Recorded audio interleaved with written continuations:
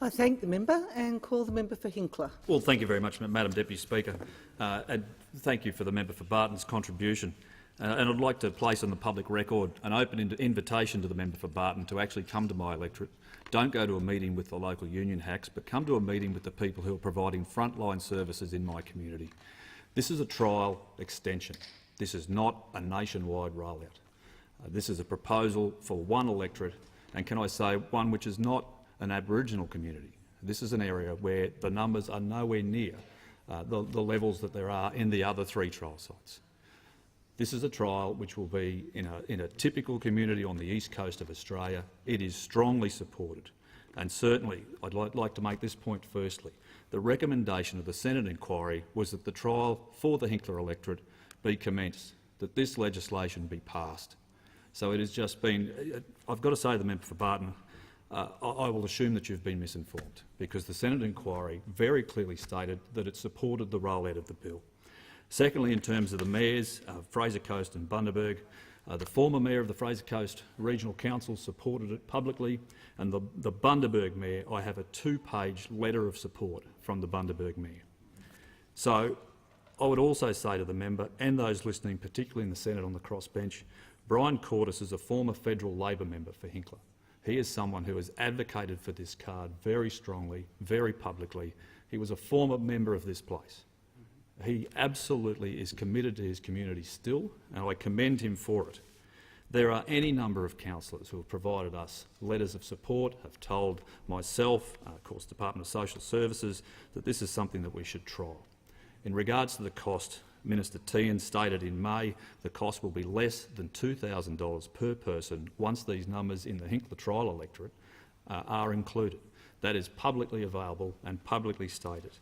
So once again, I would say to those on the crossbench and to my community, I'm sorry this has taken so long.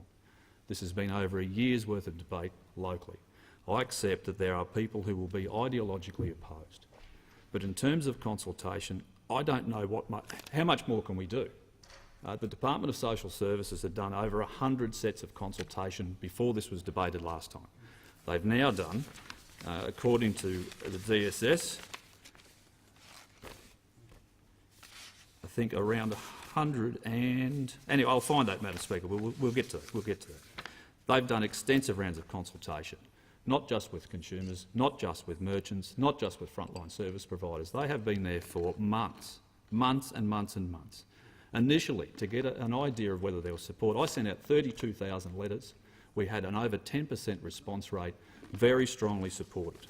Now, I know that there are people in this place and outside who won't believe me. They think I have a vested interest. Well, that's not the case. And I would say to them, I'm disappointed that this is necessary, but the community strongly supports it. Now, Madam Deputy Speaker, the local newspaper engaged ReachTel. Now, I'm sure this is an organisation that those listening and those people, particularly in this place, have heard of. ReachTel is a recognised polling organisation. And what it identified was that there is less than 27.8% of the population who are opposed. Now, it doesn't get a lot better than that, 27.8%. The majority support the cashless card. Bring on the cashless card is the headline. How much more can we possibly do? We are out there talking to people who are dealing with difficult circumstances, and at the end of the day, in my electorate, because this is not a broad-based rollout, this is a cohort which is select, as the member for Barton identified. For those on New Start under the age of 36, parenting payment single, parenting payment partnered, and another type of youth allowance. But the reason we need this amendment was because there are 6,700 people that fall into that cohort. Now, the reason there are so many is because when we consulted with the community, when we talked to the frontline service providers, when we did all of that work, they said to us, it is about children in our electorate. They are not being fed. They are not getting the basic amenities of life. That is completely unacceptable. Now, I accept that this is not the panacea. This is not the only way to deal with this, but this is the only policy which is on the table. My community supports it. They support it strongly. We have been through all of the social media storm. We've dealt with those people from Sydney and Melbourne and Western Australia. And can I say, Madam Deputy Speaker, I don't care what they think. Right? This is down to the ones that live there. It is my electorate. I was born there. I have lived my entire life in this place. This is not acceptable to me. It is not acceptable to them, and they want to do something. I would say to the crossbench senators, This is the time to stand up. It's not your people, but it is something that they want. Now, surely in this place we can get to the point where we can accept what the community wants. We have done all of the consultation. I have had people come to me. I have had the local state member in Hervey Bay telling me how many children he's had to feed that have come through his front door because their parents waste their money on gambling and on alcohol. It is just terrible. The people who work in our local schools, now they clearly can't come out. They are employed by the state government. They are restricted from making comment.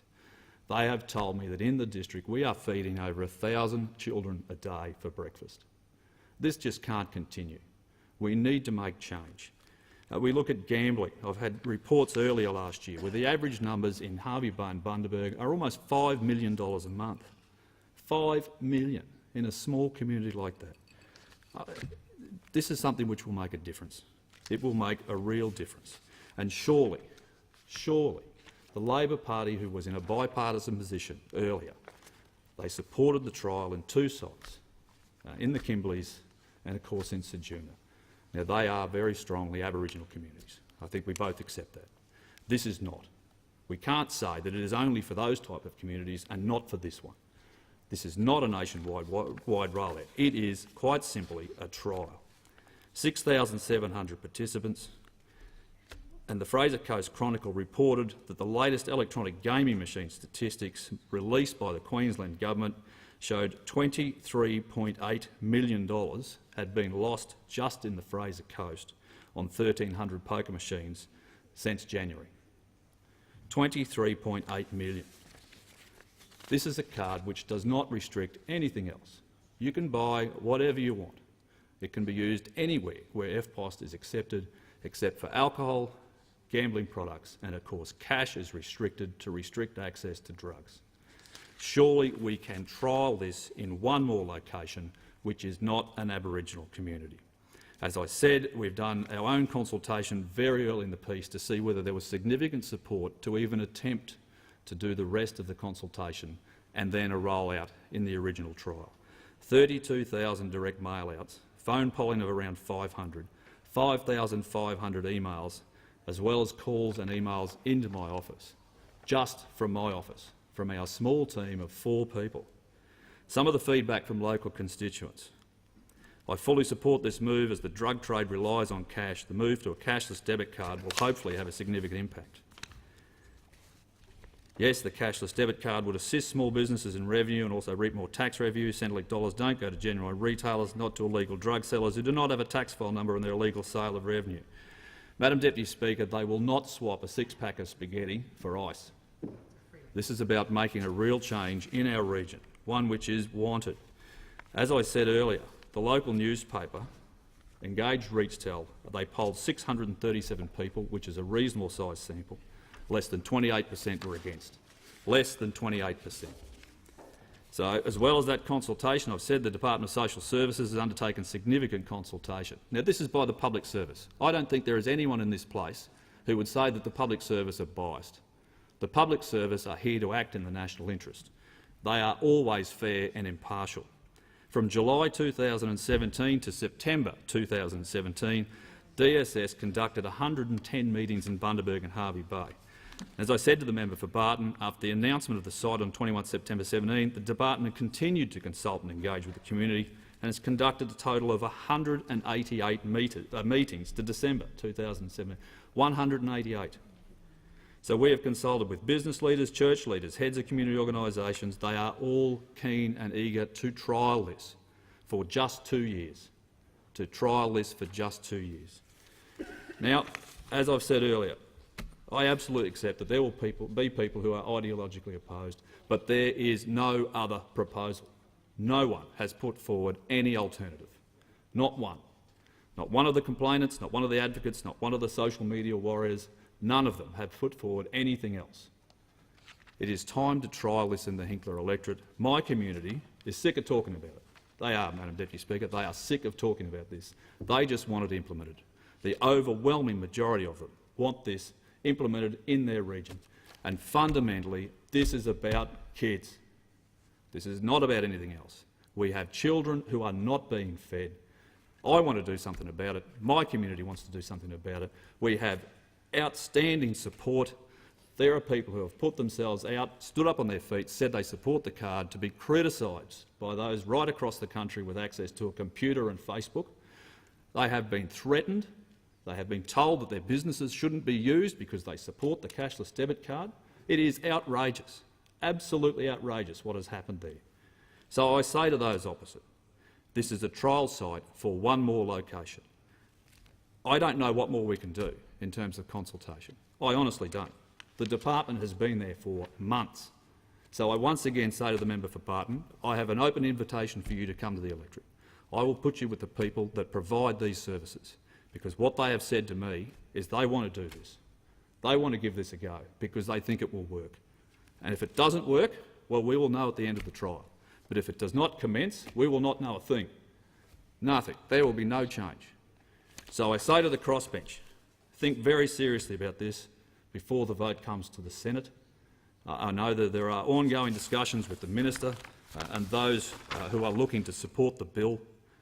But once again, can I thank people like Brian Cordes for a former federal Labor member to publicly support this type of policy. Should say to not only those opposite but those in the Senate, this is not a stitch-up. This is a community which is asking for help. The government is trying to roll out something which we think will make a difference, and it should be trialled. So once again, I say to the Senate crossbench, support the bill in the Senate. Consider what the local community wants, not what happens from your political masters or those who might have an ideological view. This is about one community, it's my community, and we want change. Thank you, Madam Deputy Speaker. Thank the